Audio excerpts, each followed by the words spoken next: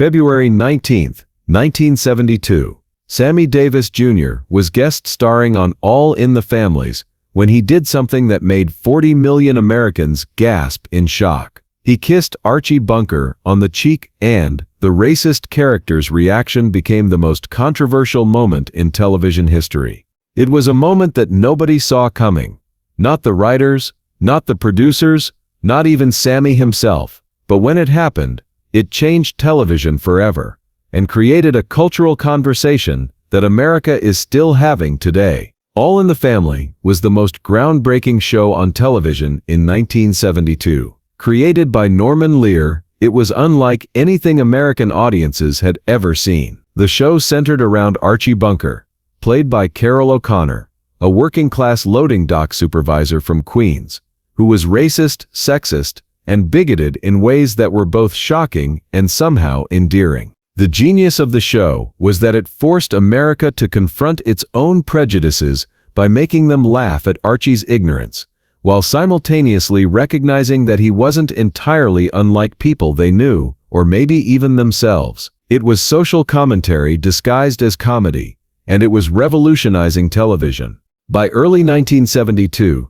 the show was dominating the ratings and winning critical acclaim, but it was also controversial. Conservative groups criticized it for promoting liberal values. Liberal groups worried that it was making racism acceptable by making it funny. Everyone agreed that it was changing the conversation about race in America. That's when Norman Lear had an idea that would push the boundaries even further. He wanted to have Sammy Davis Jr. guest star on the show, playing himself in an episode where he would accidentally leave his briefcase in Archie's taxi and then come to the bunker house to retrieve it. The concept was brilliant and terrifying. Sammy Davis Jr. was one of the biggest stars in America, a member of the Rat Pack, a talented performer who had broken countless racial barriers. He was also someone that even racists often admired. His talent was so undeniable that it transcended prejudice for many people. But putting Sammy face to face with Archie Bunker was unprecedented. No major television show had ever directly confronted racism so explicitly, with a real black celebrity interacting with television's most famous bigot. When Lear approached Sammy about the guest appearance, the reaction was immediate interest mixed with concern. "Norman," Sammy said during their first meeting, "I understand what you're trying to do with this show, and I respect it, but you're asking me to walk into a very delicate situation." "That's exactly why it has to be you," Lear replied.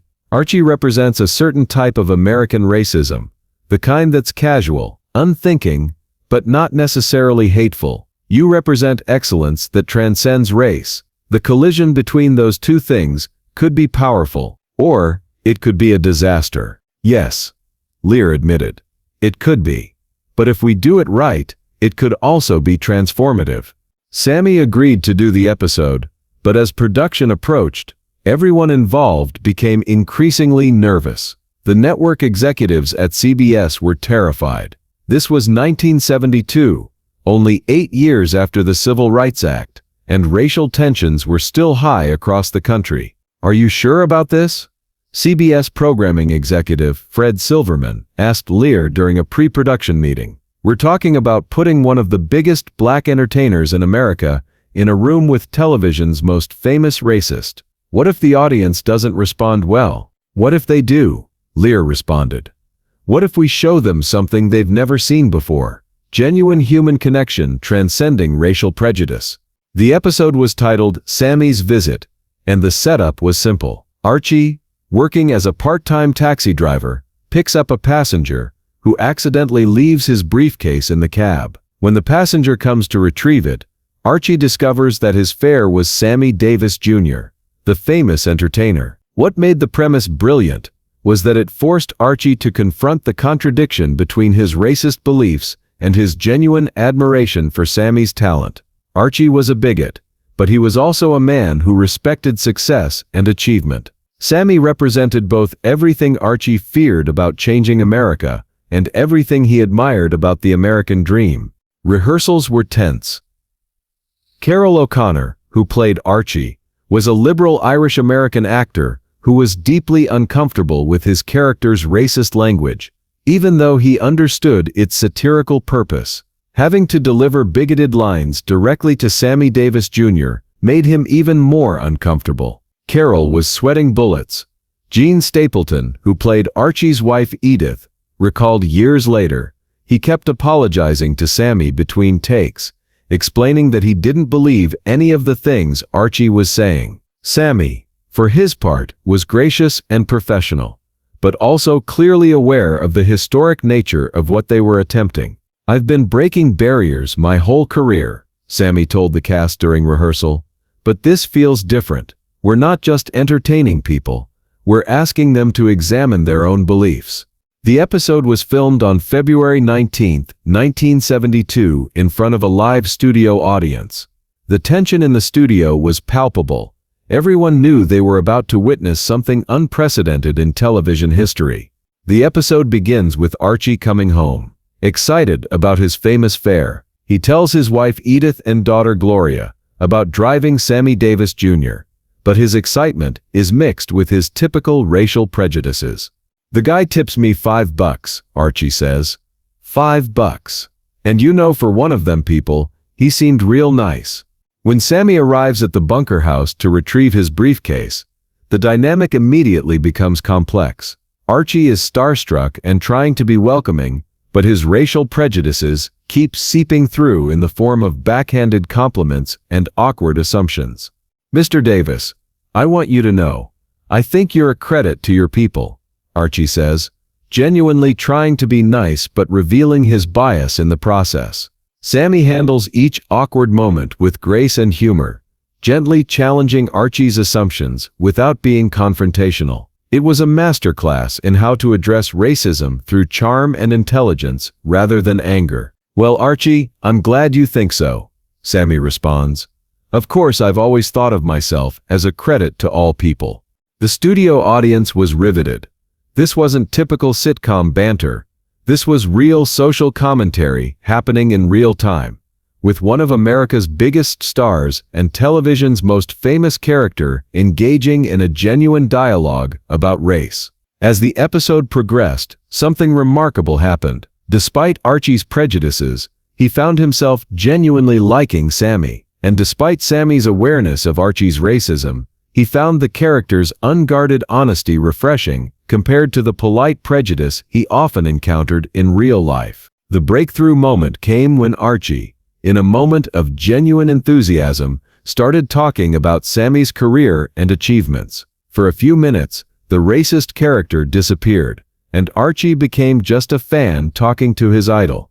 "You know, Mr. Davis, I seen you on Ed Sullivan.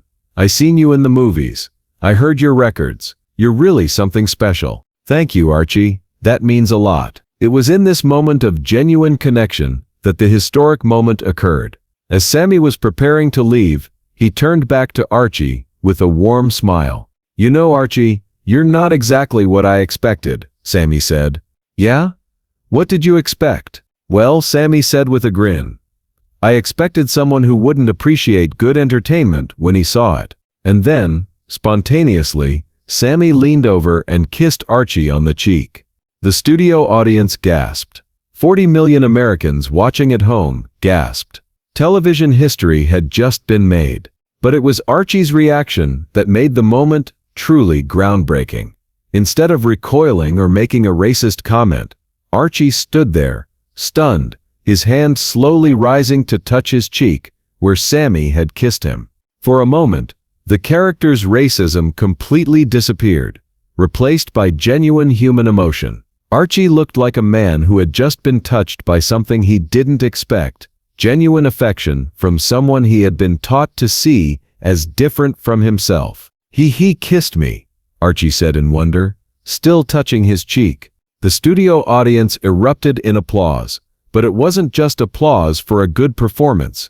It was applause for a moment of genuine human connection that transcended racial barriers. The kiss wasn't scripted.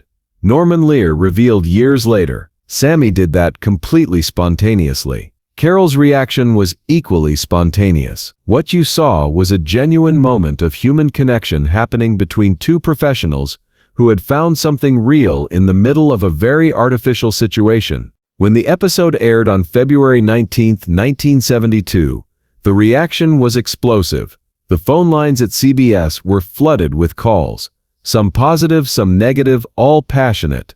The episode generated more viewer response than any sitcom episode in television history up to that point. Conservative viewers were outraged by what they saw as an inappropriate display of affection between a black man and a white man on national television. Liberal viewers were thrilled by what they saw as a breakthrough moment in addressing racial prejudice through humor and humanity. But perhaps most importantly, many viewers, both black and white, were moved by what they recognized as a genuine moment of human connection that transcended racial boundaries. "I got letters from people all over the country," Carol O'Connor recalled. "Some were angry, some were supportive, but many were just surprised. They said they had never seen anything like that on television. Two men from different races sharing a moment of genuine affection." The episode became one of the most talked about moments in television history. It was referenced in newspapers, discussed in churches, debated in classrooms, and analyzed by sociologists and media critics. More importantly, it changed television. The success of Sammy's visit proved that American audiences were ready for more sophisticated discussions of race, even in the context of entertainment. It opened the door for more diverse casting, more complex storylines involving race, and more honest portrayals of American society. Sammy and Carol O'Connor became genuine friends after the episode. They appeared together at award shows and charity events, and their friendship became a real-life example of the kind of connection the episode had portrayed. "That kiss changed my life," O'Connor said in a later interview. "Not because of the controversy, but because it showed me something about human nature that I hadn't understood before." Sammy broke through Archie's racism, not by arguing with him, but by treating him like a human being worthy of affection. For Sammy, the episode represented something equally significant: the power of entertainment to address serious social issues without losing its ability to bring people together. "I've performed for segregated audiences. I've broken color barriers in nightclubs and television shows," Sammy said in a 1973 interview. But that moment with Carol, with Archie, felt different. It wasn't about breaking barriers. It was about recognizing that the barriers were artificial in the first place. The episode won multiple awards and is still studied in television and sociology courses today as an example of how entertainment can address social issues effectively. It's regularly cited as one of the most important moments in television history. But perhaps the most lasting impact of Sammy's visit was the conversation it started. The episode forced America to confront the reality that racism often coexists with genuine affection, that prejudice and love can exist in the same person, and that human connection has the power to overcome even deeply held biases. Years later, when asked about the kiss that shocked America, Sammy was characteristically gracious. "I kissed Archie because I liked him," Sammy said simply.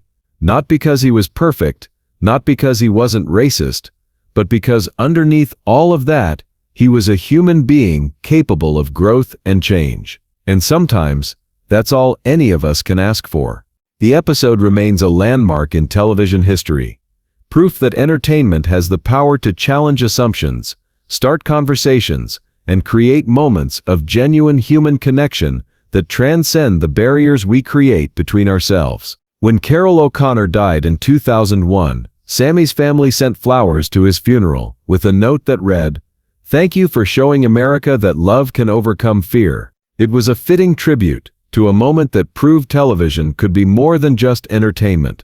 It could be a force for understanding, compassion, and change. If this incredible story of breakthrough television, unexpected human connection, and the power of entertainment to address social issues moved you, make sure to hit that subscribe button and share this video with someone who needs to remember that genuine human connection can transcend any barrier. Have you ever had a moment where someone's unexpected kindness changed your perspective? Let us know in the comments about the times when human connection surprised you and challenged your assumptions. And don't forget to ring that notification bell for more amazing stories about the moments when entertainment became a force for social change.